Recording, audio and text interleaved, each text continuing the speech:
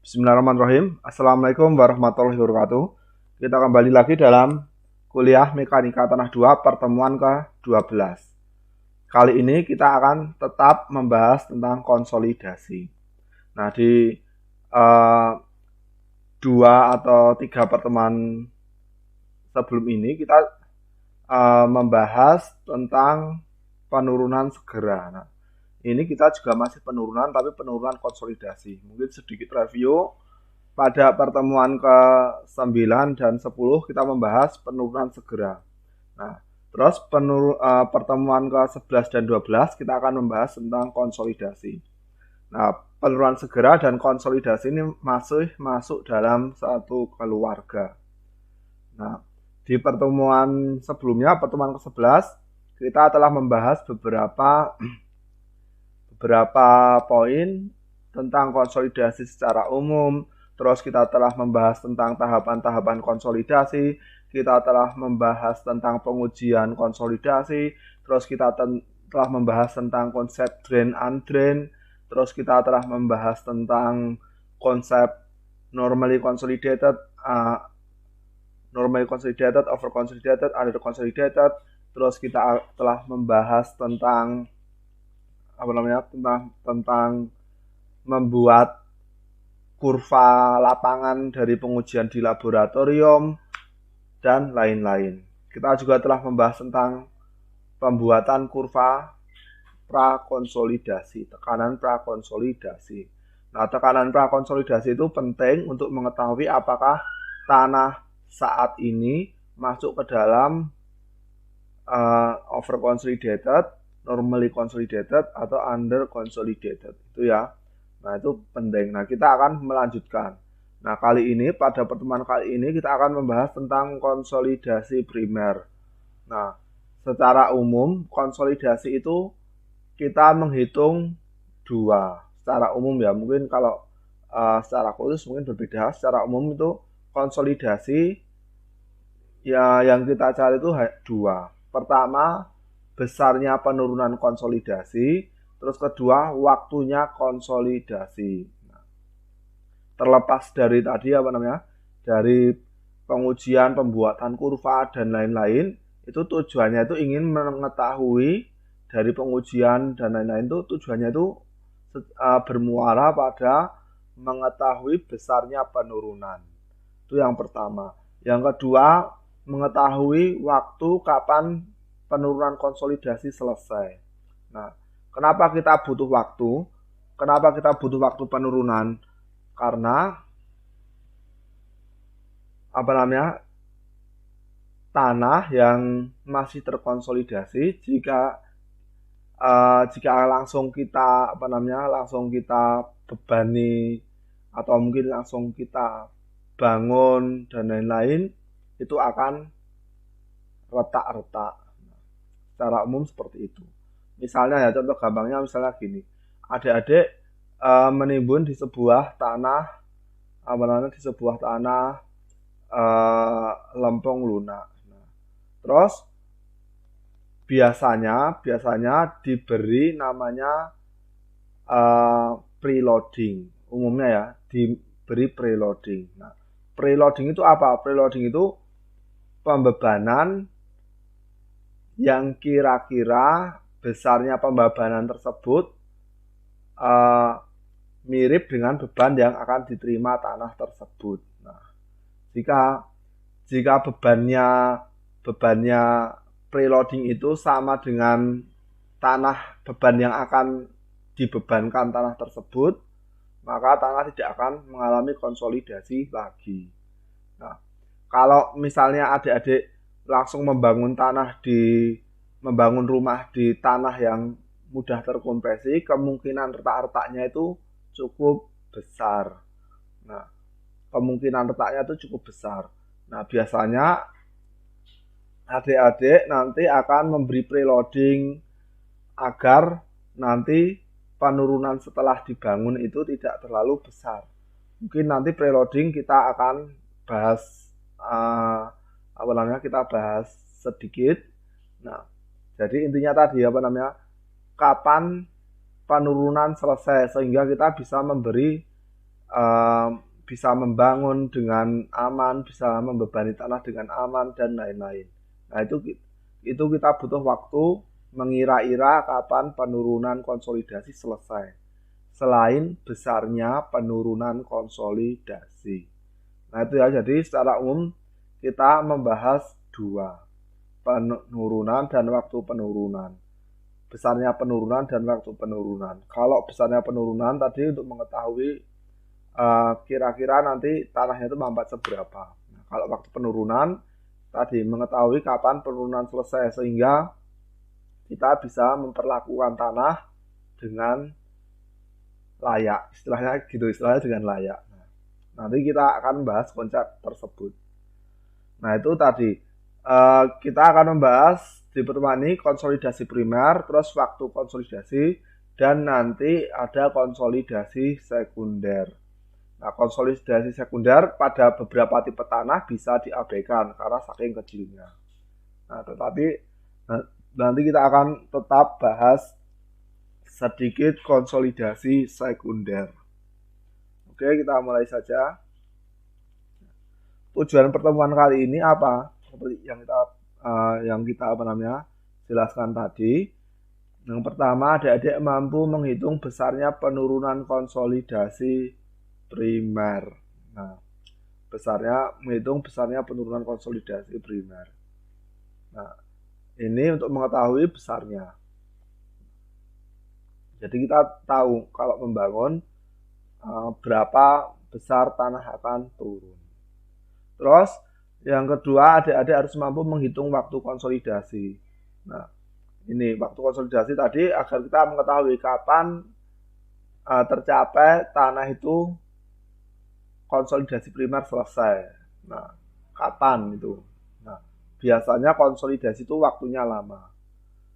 Nah, ada beberapa treatment agar konsolidasi semakin cepat. Nah, ada beberapa treatment. Terus, yang ketiga, adik-adik harus mampu menghitung besar penurunan konsolidasi sekunder. Nah, ini untuk beberapa jenis tanah, konsolidasi sekunder biasanya diabaikan. Nah, untuk jenis tanah tertentu, dia harus diperhitungkan. Nah, jadi secara umum konsolidasi kita membahas dua, besarnya penurunan dan waktu. Nah, seperti saya bilang tadi, sebenarnya penurunan itu tidak menjadi masalah. Penurunan itu tidak menjadi masalah jika penurunannya seragam. Misalnya adik-adik membangun rumah seperti ini. Terus dia karena beban rumah ini dia turun, tapi penurunannya seragam gini, ini nggak masalah. Rumahnya nggak rusak, mungkin secara estetika jelek, tapi rumahnya nggak rusak. Atau mungkin secara drainase jelek, ini akan kebanjiran kalau hujan. Nah, tetapi secara umum rumahnya ini akibat penurunan langsung ini, maksud saya penurunan primer ini, dia tidak akan merusak jika penurunannya seragam. Nah, yang merusak itu apa? Jika penurunannya tidak seragam. Misalnya fondasi ini penurunannya 1 cm.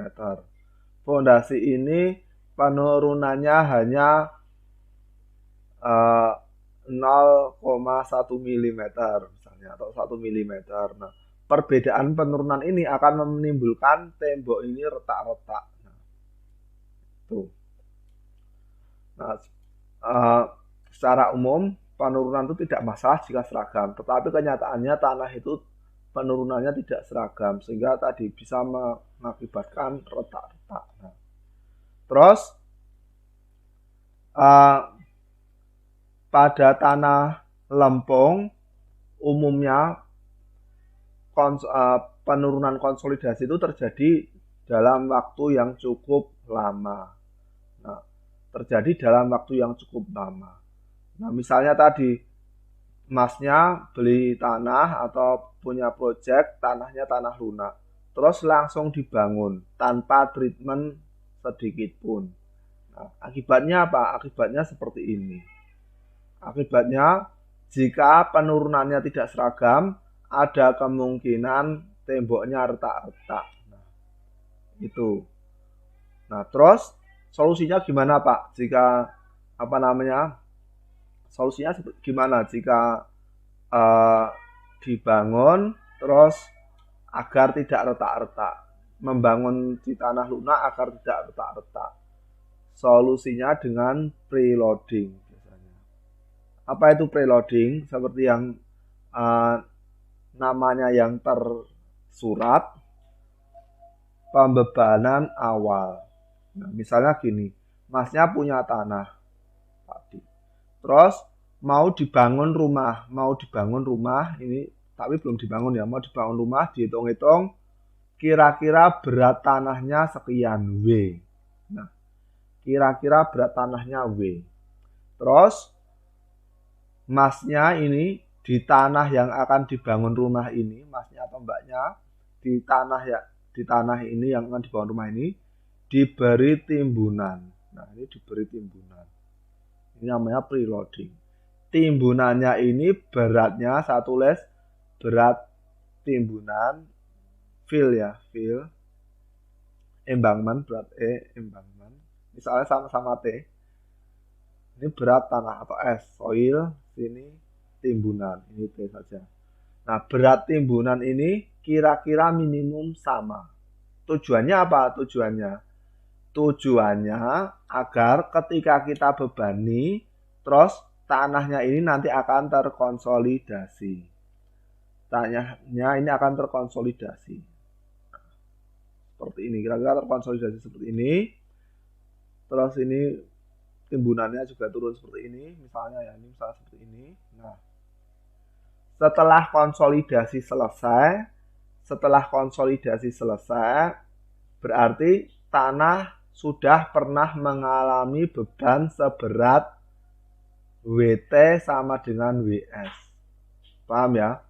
Setelah konsolidasi selesai, berarti tanah sudah pernah mengalami beban seberat WT sama dengan WS. Ini bukan W soil ya, sorry. Ini bukan W soil, W rumah. Ini W timbunan, ini W rumah. Saya ralat. Nah, jadi saya ulangi. Berat tanah timbunan ini seberat beban rumah. Nah, terus berat ini kita timbun, kita tunggu hingga konsolidasi selesai. Nah, terus akibatnya tadi tanahnya menjadi turun, mengalami konsolidasi seperti ini. Yang kuning ini bentuk akhir, yang merah bentuk mula-mula saat ditimbun, awal penimbunan. Nah, berarti apa? Setelah konsolidasi selesai apa? Berarti tanah di sini, di lokasi ini pernah mengalami berat seberat timbunan ini. Berat timbunan ini apa? Seberat rumah ini. Nah, jadi ketika ini dibangun rumah ini, tanah ini nggak akan turun lagi. Logikanya seperti itu. Paham ya? Nah, jadi ketika ini setelah konsolidasi selesai, biasanya ini dipapras. Ini ya, saya pakai biru. Ini biasanya dipapras. Sehingga jadi rata ini. Nah, setelah jadi rata berarti tanah yang rata ini pernah mengalami beban seberat rumah ini.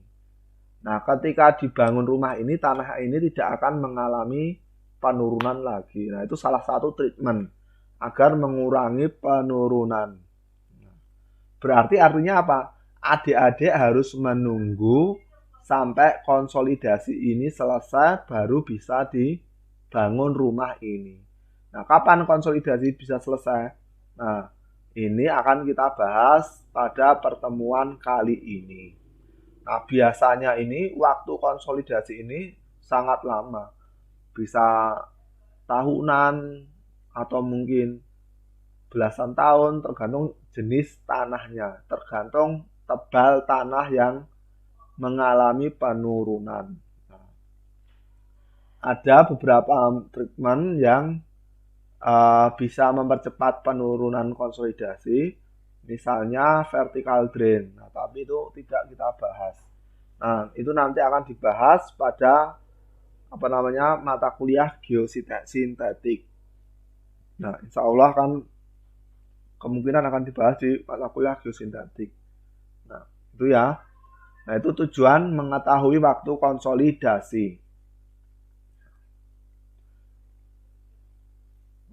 Oke, kita intronya cukup, kita mulai saja.